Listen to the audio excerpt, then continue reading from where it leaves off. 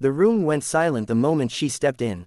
The sound of boots on concrete echoed through the Marine base hangar as a young woman in a flight suit, her face half hidden behind mirrored aviators, stood before a line of hardened officers.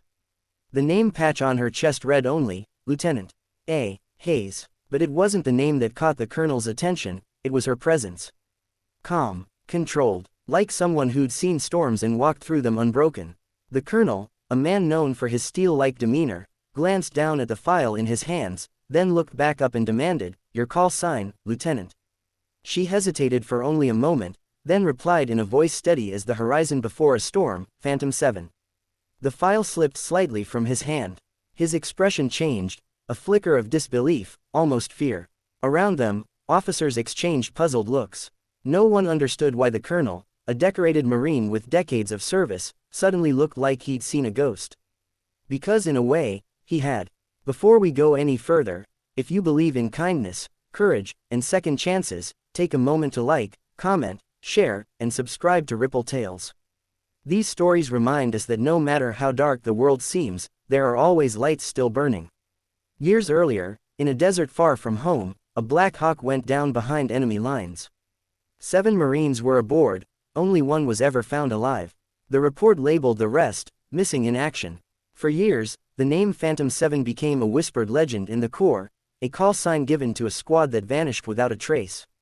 The only survivor, a pilot named Aaron Hayes, had been recovered months later, too injured to return to service.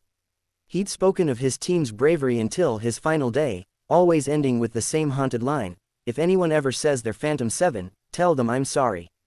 Now, years later, standing in front of Colonel Reeves, the daughter of that lost pilot was the one wearing the same call sign. Lieutenant Amelia Hayes had joined the Marines not to chase glory, but to find truth, to uncover what really happened to her father's team. She had trained harder than anyone, rising through ranks despite whispers and doubts.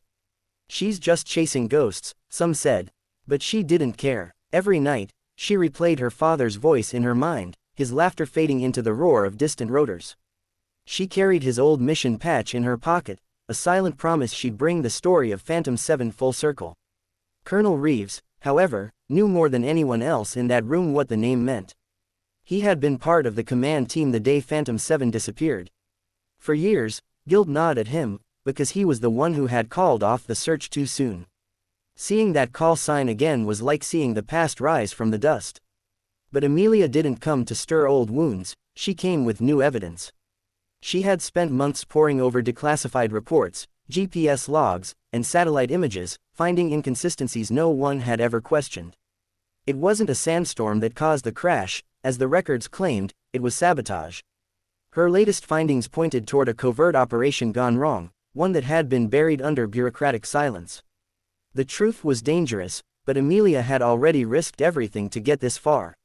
She had even volunteered for an ongoing mission in the same region where her father's helicopter had gone down, determined to face the same skies he never returned from.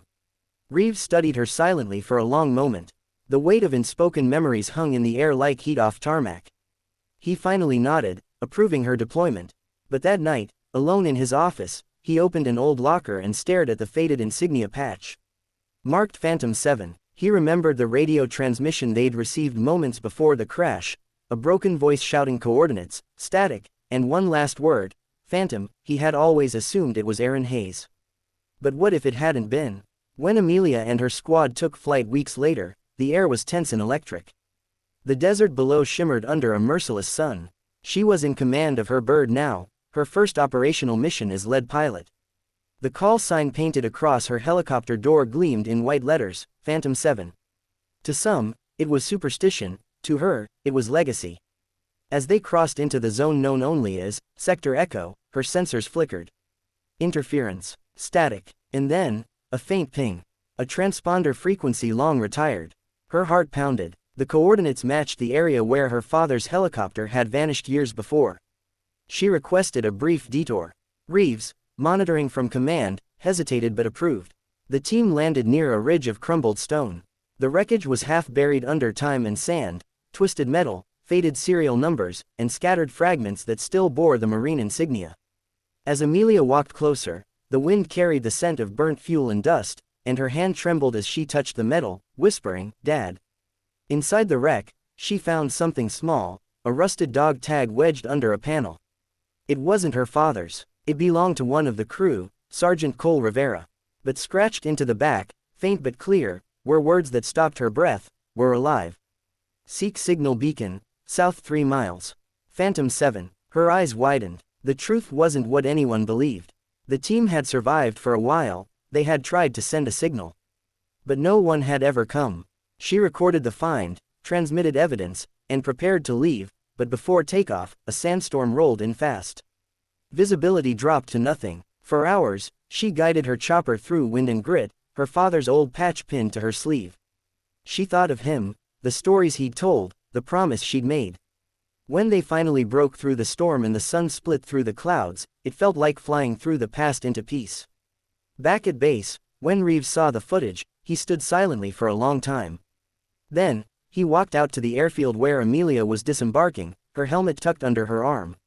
Her face was streaked with dust and sweat, but her eyes shone with quiet triumph. "You found them," he whispered. She nodded. It wasn't about uncovering blame anymore, it was about closure, for every soul left behind in the desert. Days later, the Marines held a memorial ceremony, not for ghosts, but for heroes. Under a wide-open sky, flags rippled in the wind.